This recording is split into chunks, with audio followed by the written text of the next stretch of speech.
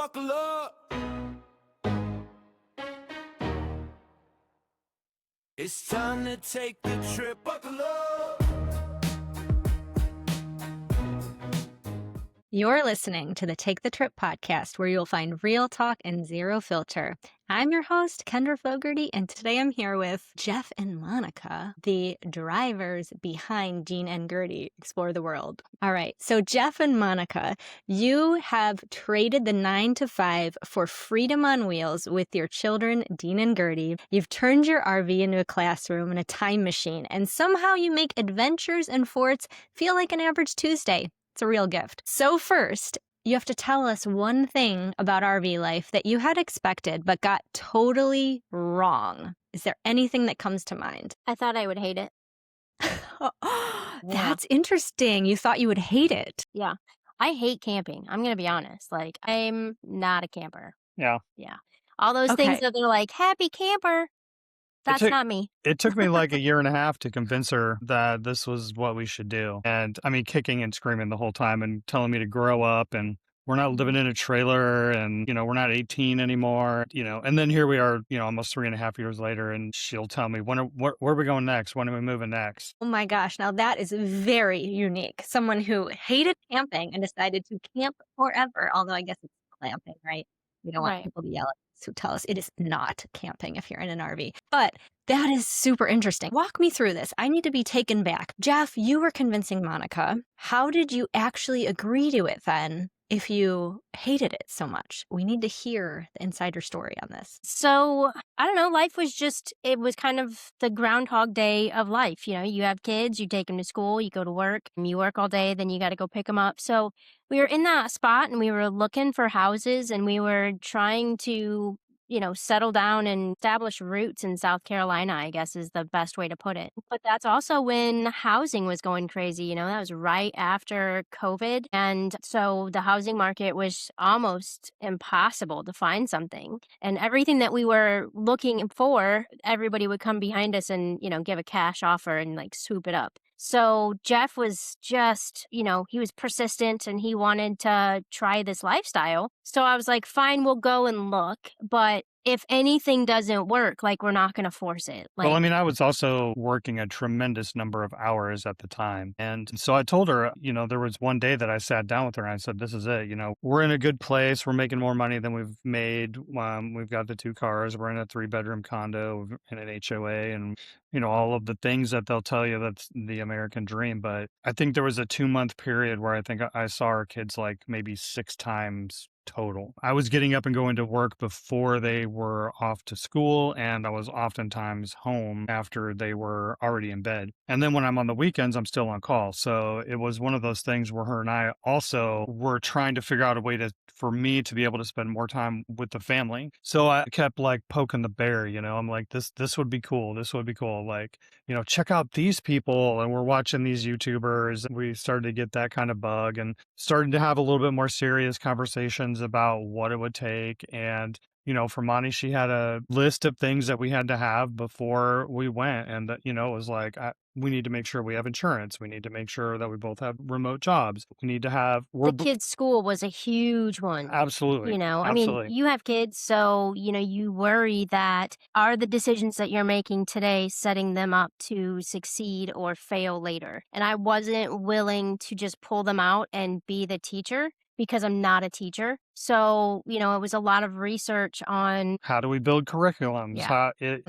Mandatory? What are the state things? Are we going to stay in South Carolina? I mean, there was just like buckets and buckets of questions that we had to answer. And I mean, that's honestly why it took so long, because I wanted to make sure that, if we jumped in, then we're doing it proper. And, I just know how it would be if we were like flying by the seat of our pants and trying to figure out school when we jumped into camper. And I had a lot of the same concerns, but we sorted it out. And like she said, we went to I think we're unicorns in the fact that we bought from Camping World and we had a great experience. Yeah.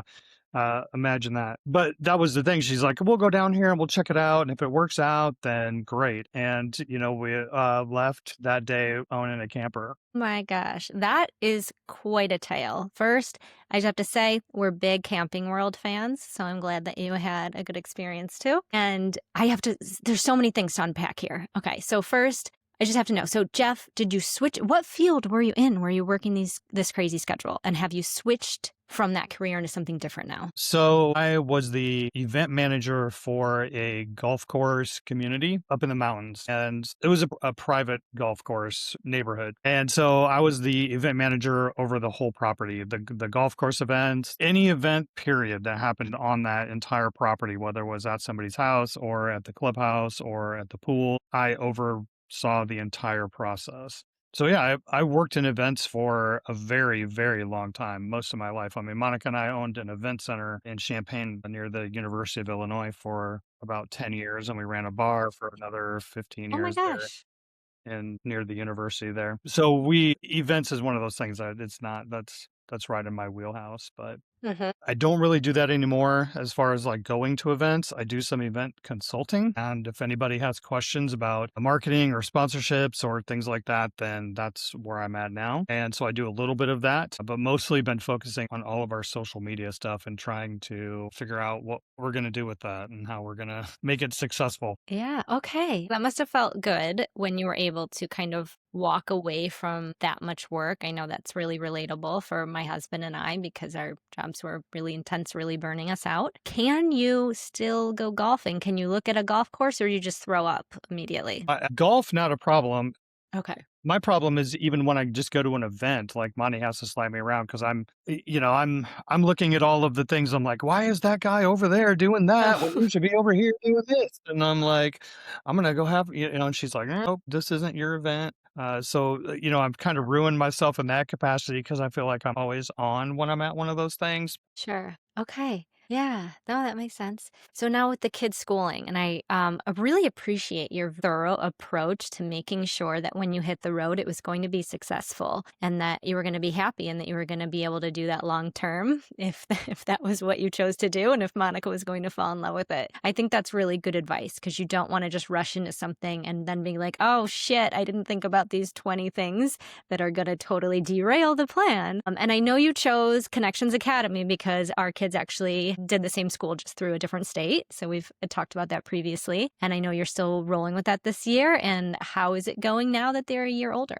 I think with everybody, I mean, whether you're at home and you're trying to get your kids to get involved with their school or do their homework, we all have the same challenges. I think it's a constant battle, like get involved, stay with it, don't give up, and, just trying to be the coach for them, like you can do this. I love the fact that I have the teachers there to go to help me get them engaged. So there's been a couple of times this year when I've had to reach out to their teachers and ask them for, how do I get through this problem, like Dean's learning fractions, and being able to go to them for those little nuggets of how do I get him to understand this Can you are teach very me new important. math so I can understand how to teach new math? Yeah. Right. Yeah. Yeah. Okay. So I absolutely adored the teachers. I do have a confession. When we first joined Connections, I had very low expectations. I did work in education and I just was like, I don't know about this virtual school, but my daughter really needed the additional accountability. She needed to know that somebody else besides me was assigning these. She just needed that. And I didn't know how it was going to go. And oh my gosh, the teachers blew me out of the water. I was so very impressed and so grateful for their support during a really important year. We just did it for her first grade year. And she, went from a non-reader to a fluent reader in that year. And it was just incredible. And they made such a difference. Yeah, for It sure. ended up, yeah. So a story for another time that we've transitioned to a different model just for various reasons on how it was working this school year after that first year. But I do think we would revisit it once they are a little bit older and a little bit more independent as well. Yeah. I mean, we had a similar experience there where we weren't sure. And the Mhm. two teachers that we had for their first year in just absolutely blew Monty and I away. And in fact, I mean, the kids just absolutely fell in love with them. They still send them postcards every month when we do our big postcards. They go to the first two teachers that they had there at Connections. I love it. And I love that it's an option. I know it's not for every state someone might be domiciled in, but it's definitely an amazing option for anyone considering traveling or not sure exactly what to do for the school program. All right. So if anyone is not familiar, Connections does have live lessons, right? So tell me, Jeff and Monica, what is the most mortifying thing that the teachers have accidentally seen you do in the background or heard you do during a live lesson? Well, I'm pretty certain they've heard me drop some rather pleasant language in the background. Yep. Between the two of them, I'm yelling at one of them, and then the other one's like, "Dad, I'm live." And I'm like, "Well, shit." Yeah, I know. It's always like, I'm So like your whole surprised. class just heard Dad call Gertie a whatever, whatever. Yeah, there was a loud shit that happened in our household when I didn't realize that she was off mute. And then I did notice one day she was like, sitting at this table where our kitchen's in the back. And I had went up to my husband and I was like messing around with him. And then he was like, she's like on camera right now. And I'm like, I just can't get used to this like live streaming experience in my household. So that was a little bit of a tricky part. So I'm hoping that they haven't seen anything else, so we'll just leave it at that. But who knows? I would love to interview one of those teachers and be like, okay, give it to me straight. What have you seen? What have you heard? What even goes on? Because I'm sure it's a lot.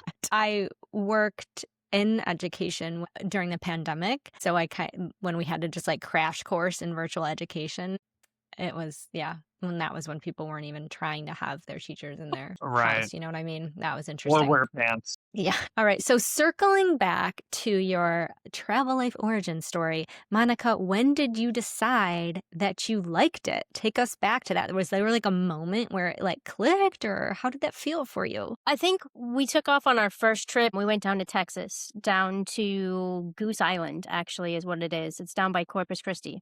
And we stayed in the state park down there. And you would wake up to the bay and the sun was coming up and the sunrise was like oranges and yellows and pinks and red, and then there were dolphins in the bay. I was literally sitting outside in the little pergola working and everybody else was inside sleeping, and I'm like watching the sun come up, drinking coffee, and there's dolphins in the bay, and I was like, yeah, I can do this. Like, this isn't so bad. Yeah, I that was love it. pretty epic spot. I mean, walking out of your camper and being on the beach in the Gulf, it was, for us, it was like our first, and we lived in that spot for like a month. It was awesome. And yeah, I think both of us were sad to leave that spot because it was just absolutely like it was the first time for us to live on the beach like that. So Yeah. I think that solidified a lot of things for both of us Oh, that's and the awesome. kids even too. Yeah. Yeah, that makes I mean, sense. I can see why.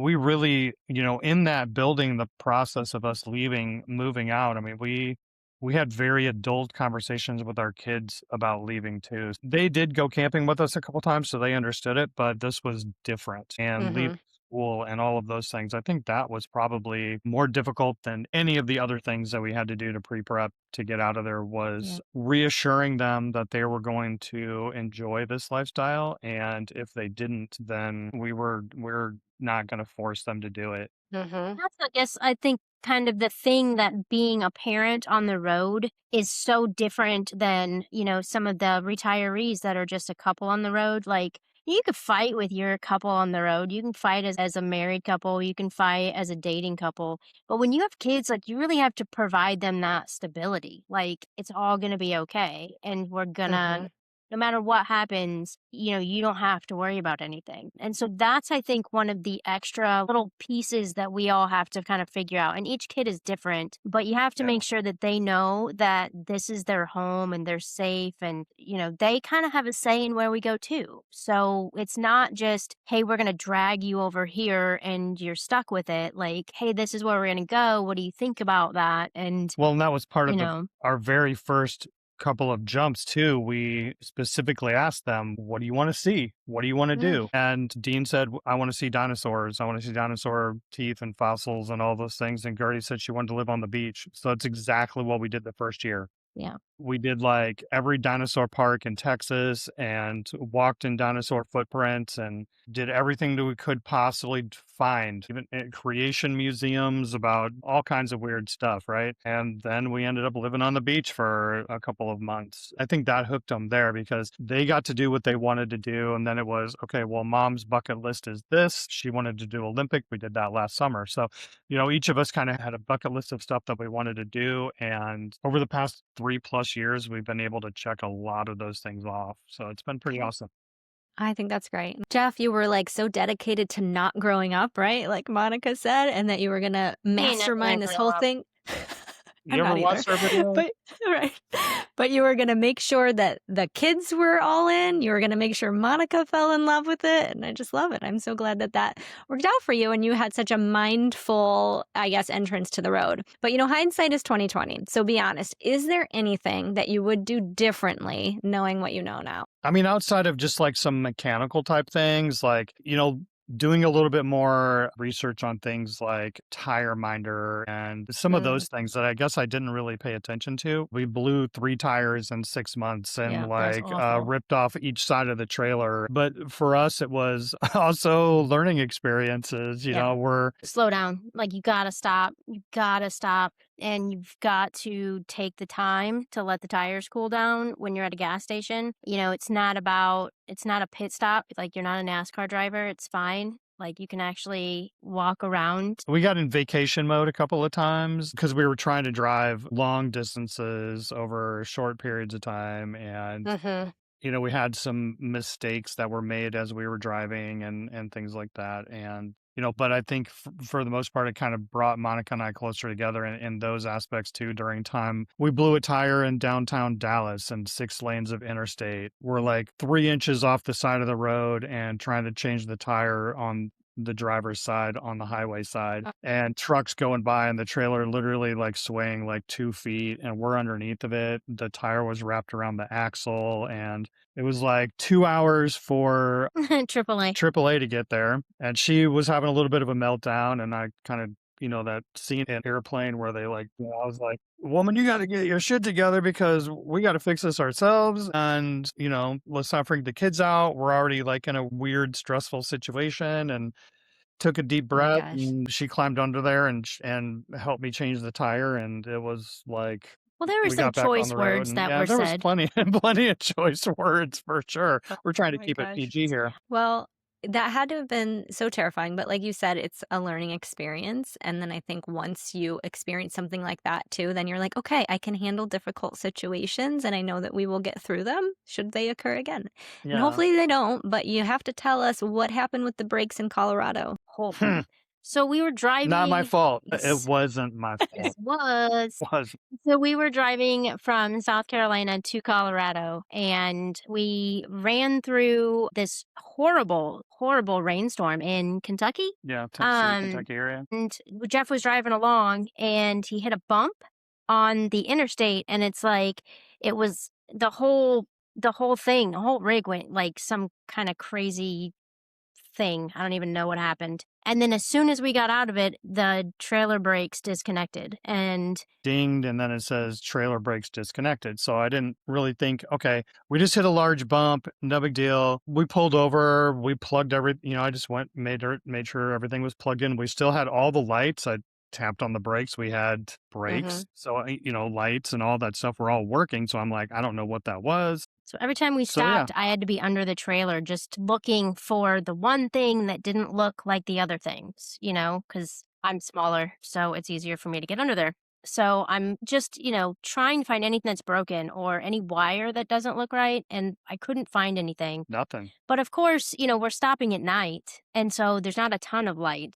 So we had to drive all the way out to Colorado through the mountains with no trailer brakes. Well, because we didn't really know that we didn't have brakes. Because I had, at no point in time did I have to squeeze the trailer brakes because we were like, we're driving through Kansas and Nebraska. It's flat. It's flat. So, I mean, it's like we never at any point did we have to pull the trigger until we hit. I remember asking about the trigger though. We came into Monarch Pass and I started going down the hill and I reached down and I grabbed the Dear trailer Lord. brake and it goes disconnected. And I looked at her, I was like, so that's what's disconnected, the actual brake to the trailer. I mean, there's absolutely nothing that we could do. Went as gingerly as I could through the mountains, but we ended up smoking the brakes on the truck. Yeah, I bet. Did you have to get them replaced like right away after that?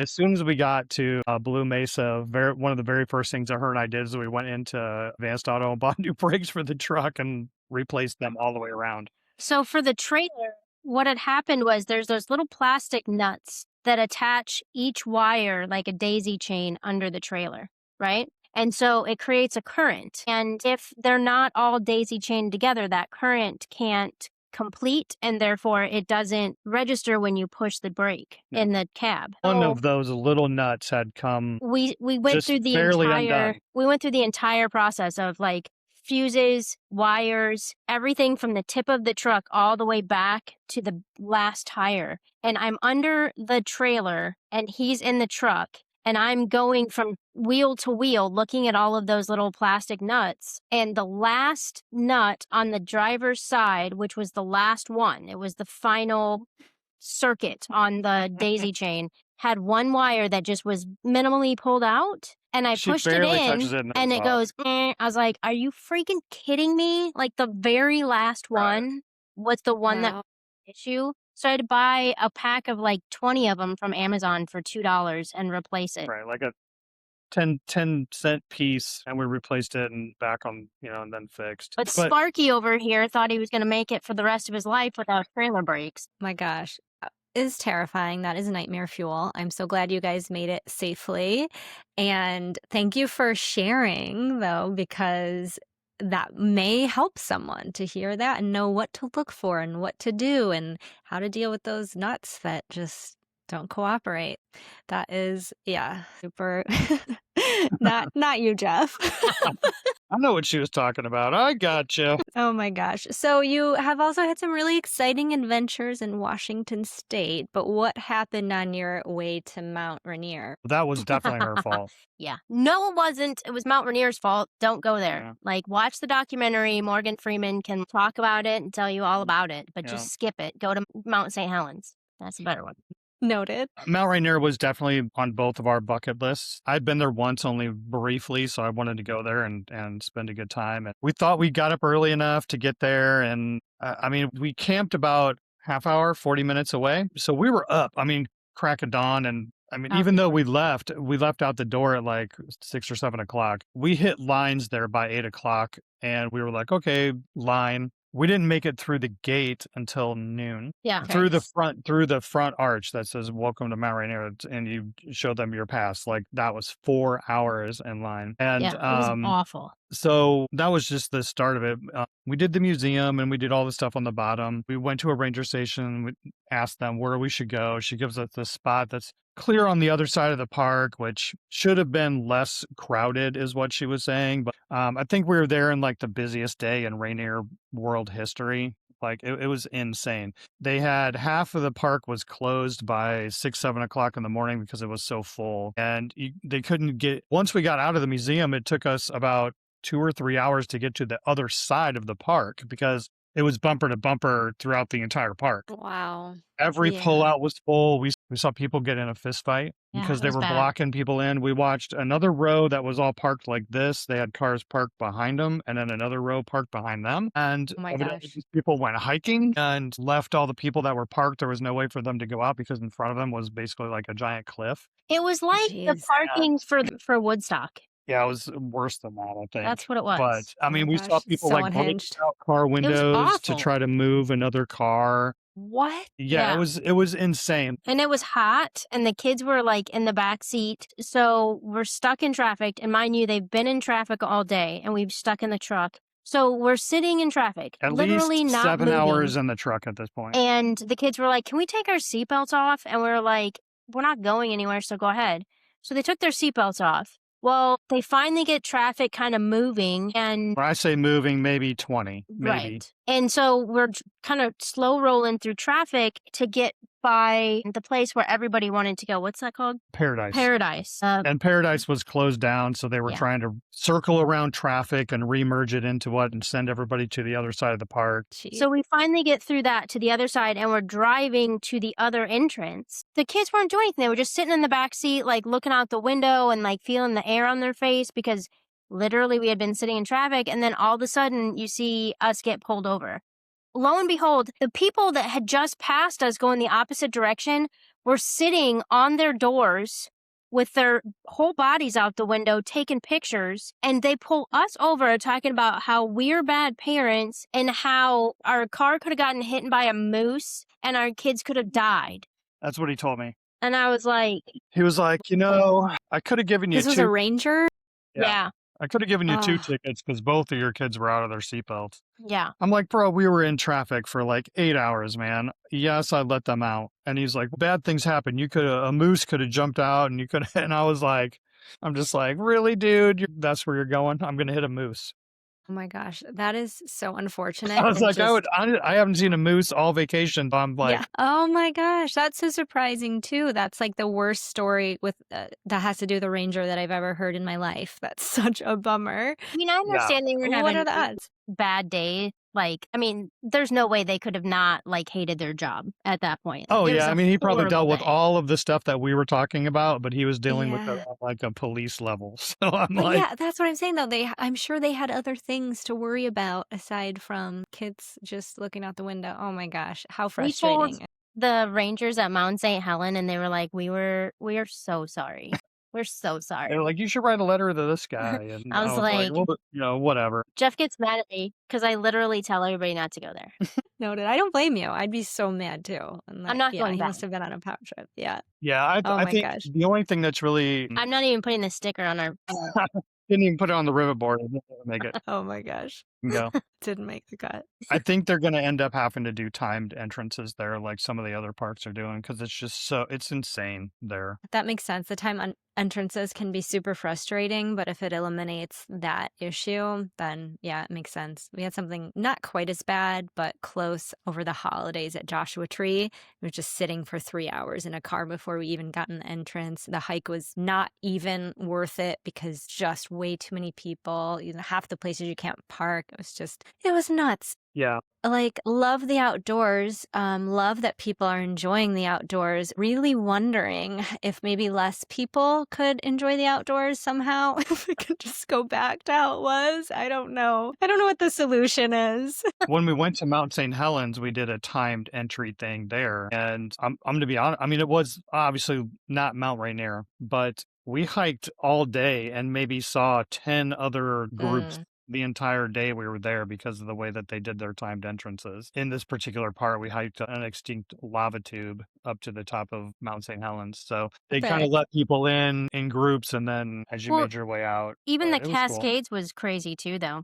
Yeah. So, but the Cascades has a lot more parking, and I think Mount St. Helens was good. Mount Rainier, I mean, they could just take part of that mountain and put some parking lots and be fine. All right. So, talking a little bit about fails, what is a campground etiquette fail that you've witnessed and how did you respond? Or was there something that you've ever done, like Oh, I cut yourselves, through that everybody's campground as often as possible, just for spite. is Oh there my. anything crazy you guys have seen at a campground where you've just been like, why did the person do that? Okay, so Amboy, Illinois.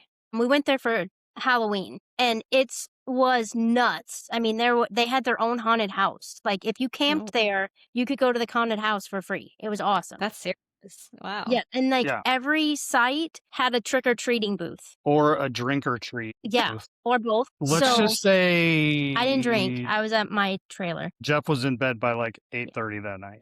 Every campsite had like 5 or 6 tents on it. Like, I'm not even kidding. Like 5 or 6 was like the low end. More than that was the typical. It was Wow. insane. I was Sounds just like it. shocked. It's like, where It are wasn't all of these I people mean, it at? was Halloween, so it wasn't really that crazy, but But it was chaos. you know. It was So nuts. quiet hours were not a thing at this No. campground. No. No, definitely not. But I think it was Wow. also because it was literally Closing weekend. the last weekend of open season at that particular campground, and it also happened to coincide with like Halloween weekend. And so it was very crazy, debaucherous, and lots of drinking occurred I'd there. never seen so many campsites with margarita machines. Oh my gosh, how funny. Okay. Yeah, Noted. literally, like every campsite had it, and they weren't giving out candy so much. They were just like whatever mixed drink was their favorite mixed drink. Yeah. I highly Funny, recommend okay. that place for Halloween. One lady gave away like ramen noodles to all the kids. Oh, that's funny. I've never heard of that one. Okay. Wow. That's She gave like, them a choice. She had a bowl of candy or a bowl of like ramen noodle packs. Every single kid that went through that thing went and put a ramen noodle pack in their bag instead of candy. I was like, I that love is it. funny as hell. Yeah. I did hear someone puts like a potato. They have like a regular candy bowl and then just like a potato in there. And they say that the kids always grab the potato just because they're like, oh my gosh, I got a potato.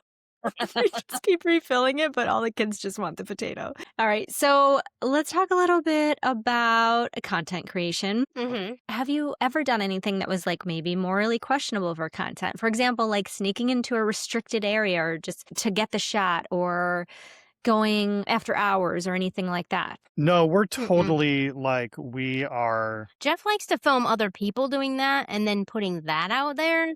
Mm-hmm. So we were in New York and these people had climbed over the barricade that said in like 15 places, don't climb over the barricade to go out onto the edge of the cliff. And Mhm. Jeff's like filming them take pictures and do their selfie thing.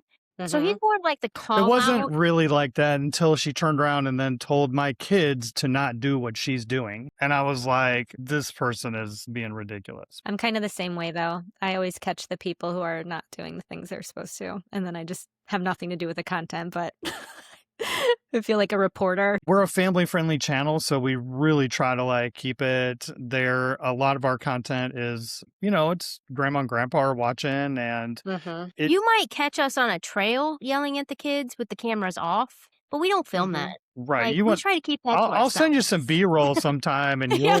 yeah, most definitely. Okay. That does make sense. You guys are very outward. You're zesty, right? Just knowing you personally, but I guess you make a good point. Your channel is very like, yeah, everyone can watch it with their grandma. So I just didn't know Well, what the kind of kids have a things you lot of might get friends into. that watch as well. So, we've That makes kind of sense. got to be there. And yes, I mean, you've been at our campsite with us, and you know Mm-hmm. that when we're not on, I guess we're a little bit more laid back and more comfortable and, having the adult conversations as we do. But, when we're on, then we're with the kids and that's family time. And that's kind of how we treat our content. I also Mm-hmm. try not to teach them to do that. Mm-hmm. I'm not trying to call anybody out for doing it because Lord knows it's not my job, not my circus, not my monkeys, as I like to say. But I don't want to get them in the habit of like climb over the barricade to go out Mm-hmm. onto the cliff because then they will actually think that that's a good idea. Like, Yeah, for sure. I mean, we've had some moments. Dean and I were in Colorado and we were on Devil's backbone. Backbone or something like that. And And this dude, Dean, he's like starts wandering over towards the edge and I'm like, this thing is like, it's a dome and you're on the very top of it. And he starts wandering towards the edge like he's going to look over the side. And I yelled some expletives because I'm like, dude, get what the hell are you doing? Mm-hmm. And gravity is real. right, gravity is real and you're about ready. That's not like just falling off. That's like plummeting to your death, dude. So, just having those real moments there and then going back in the cutting room floor and being like, well, that's not going to go in there. And we're going to like cut that out. And hey, we had a great time here on Devil's Backbone. Nothing crazy happened. We almost didn't. For those who don't know me and Jeff, they also should know that he's the one that has to get that stuff on the cutting room floor. Like, there's some stuff that is mine that he cuts, and but most of it's like jokes or like something that he's like, that was inappropriate. I'm like, it was funny though. It was, so we have a Patreon page and we've had some requests to put stuff there. And so I'm a little bit more liberal to put stuff in there because I know that it's not going to get flagged by YouTube for kids content and things like that. So, we've got to be kind of cognitive of that as well. Oh, that makes sense. Yeah, that's a good point. Okay, so if we want to get some juicy B-roll, we can go over your Patreon page. Absolutely. Is that right? Okay, I love it.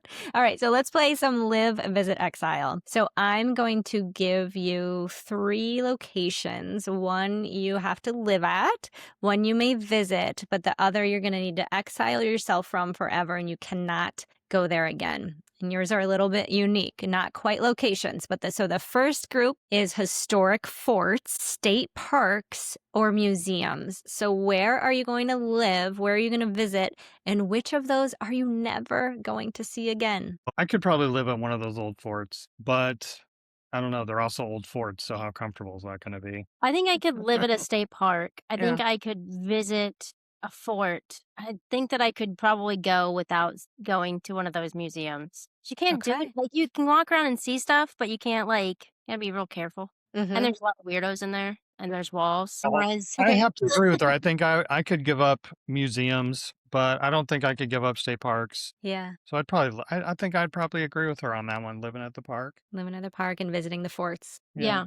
Not seeing museums anymore. Okay, cool. So the next one is road food, like those amazing like restaurants on the side of the road basically that have like the really unexpectedly good chowder or like random food item, Yes. So that type of place, like that local gem that you find that is just fire. Or museum gift shops or campground happy hours. So one of them you're going to live at, one of them you can visit, and the other one you can never experience I again. would exile the museum because I hate museum Yes. gift shops. Yeah, that one, after I was saying it out loud, I was like, this seems obvious to me. I don't know what I was thinking I don't when I know. I wrote really this like one. alpaca socks, and I think for sure, like those hidden gem type places, we always make sure that we talk to the locals. It's one of the things that we like to do. We always end up at a farmer's market or something like that, and we're talking to them about, hey, where should we eat that's not in town? That's like, Yeah. where do you go? Yes, And absolutely. those are 100% like absolutely the best, and we've found some really really good ones. And yeah, I think I have to agree with Monty. The museum gift shop. I mean, how many little bottles of polished rocks can I buy my kids? Because I think Yeah, they would buy a one at lot. every gift shop. Yeah. Yeah, or a shark tooth necklace. Yeah, it's so true. Once you've seen one of them, you've probably seen all of them, right? All right, so you do a lot of learning on the road. It's very impressive. You cover all the history, the geography, the science. It's so awesome. But between like rerouting, because of weather or unexpected closures or just random side quests, what is like a really educational disaster that you turned into a lesson that nobody saw coming? Like, for example, for us, it was hurricanes. We ran from 3 in a 3-month period last fall. And it was like terrifying. It was terrible. It was so sad, but it provided some really real science lessons. So, what have you guys experienced that have turned into some unexpected learning experience for the kids? I'm going to say it kind of correlates with what we talked about earlier with Connections Academy. And the first time that Monty and I actually saw the kids like having that, like, oh shit, like I totally get this moment. We were in Williamsburg and we had just come for Beaufort, North Carolina, which was where Blackbeard Yes, I was, love right? it there. We Yes. lived there, and so we went and searched for Blackbeard's booty, and we did all the fun things. And so then we end up in Williamsburg next, and we're taking a tour of the courthouse. And the gal there is giving a little spiel, and she talks about how they tried Blackbeard and all of his crew there and hung him outside in the gallows. And all of that stuff was like still, there. And so you saw that light go off in both of their head, and because at the same time, they were learning it in school and while we were in these two locations. So you just saw it, all the dots were connected. It was kind of exciting to us too, because they were totally into it. And you know what? I don't know if they remember all this stuff when we go to these things because they are young. I think that was like one of those moments for me that I thought was pretty cool. Yeah, I think that one was good. We went to Tennessee to Meriwether Lewis's gravestone. Yeah, we saw that too. And That was cool. I think the kids realizing that that was real, like he was a real person and that's where he was laid to rest. And then we took the trip all the way out to Oregon and they've got, Fort Clatsop, the last spot out there on the coast. And then the salt mills are over there as well that you can go and see. And for them to be able to go over there and be like, so he got to see all of this and then he went back and he's laid to rest in Tennessee. I'm like, yeah. So, I mean, Well, I like think Jeff said, some of those dots are being connected and in a way that I'd never had connected. And Mhm. I'm learning a lot about, history and science and life that, I didn't pay attention to when I was in school, perhaps. Well, I think they also kind of connected with the fact that, it's Lewis and Clark and they were exploring, and Dean and Gertie had just gotten done with their first year of exploring. So, for those two, in their mind, they're explorers as well. And so they Totally. instinctively had this connection with Lewis and Clark about, exploring things for the first time and learning of his demise and all of the things that happened. That was really kind of cool too, to see how both of them took that to heart. It was really heartwarming to kind of see them at the monument and how they interacted with each other. Yeah, that's so cool. And I am right there with you, Monica, when you're like, I am learning this too. Or I forget what you exactly said, but like I'll totally geek out over some of the stuff that we'll see that I just learned about in textbooks, And Yeah. like, but they don't, my kids aren't really grasping like how they're pretty lucky to be learning this stuff like in person yet. Like some of the stuff they'll think is cool, but other times I'm like trying to convince them that, it's something is like really neat that we're seeing that, I never saw as a kid and that kind of thing. But Yeah. I sometimes feels like it pulls me back to being in elementary school because I get all excited about some of this stuff that we're seeing too. Yeah. So yeah, and I love when it clicks too for them or when it happens to line up with what they're learning about. It's really fun. Just their education is like richer just because they can connect those dots, like you said. And for us, I think also like a tiny bit back there that it validates for her and I that we might actually have done something right. But you're not alone there. Like our kids, I don't think any of our kids are grasping the gift that they have to be able to go and do all of this. Mm-hmm. I don't think they're going to get it until they're older. Mm-hmm. I'm okay with that because, they've got to have something to talk about when they're in therapy. So I'm giving them ample stuff to I talk figure it's about. going to go two ways. One, they're going to be like, oh, we had this and it was pretty cool. Or you're not going to believe this crazy shit that my parents made us do. Maybe just a combination of the both. Right. Or Right. the two I of mean, I don't them. want them to waste any money. That's all I'm saying. So, Right. but I think that we're all in the same boat. All of us parents are struggling. Yeah, I can picture like the chats they're gonna have between each other when they're like young adults. They're gonna be like, "Do you remember that time mom and dad made us do like XYZ?" And they're gonna be like, "Was that real? Like, did I hallucinate that happened in our childhood?" Was there always thunderstorms and shaking the trailer all the time? My God, why did our parents do so much laundry? So you have found some really rad, like kind of hidden history, I feel like, kind of less traveled, hidden gem type of things that are family friendly that a lot of people don't find. So, what is one historical educational spot that you visited that was just so awesome, maybe just like weirdly awesome or unexpected that you really are like, let's bring the whole internet here? Like, everyone needs to come here. Can you think of something really unique that you guys have done or seen that you don't feel it gets enough press? LB Brown. Yeah, that's what I was thinking for sure. LB Brown House. LB Brown in Florida, former slave. Once he was given his freedom, then he moved to a couple of small towns in Florida, ended up building several houses on the 40 acres or whatever that he was given as reparations. And so then he would build other former slaves' houses on this property, ended up building a big neighborhood, and he ended up becoming one of the wealthiest African American individuals at that time frame. He hand built these houses from scratch. And I mean, they're just With no education. yeah, no education, no formal knowledge of carpentry or anything like that. I mean, these houses are just like Still standing, still wow. awesome. Lattice work, just amazing woodwork. It's not like one of those places you can go take a tour of. So we had to call this lady and she met us there and she gave us a personalized tour of the whole place and told us all about Mr. Brown and his family and his legacy and why they preserved his house. And just the story was really, really cool. And even the kids were like asking like so many questions. It's amazing that you can find these, like you said, hidden gems to put a spotlight on so other people can go and find it, so other people can see, because it's not one of those things that a lot of people talk about or know about.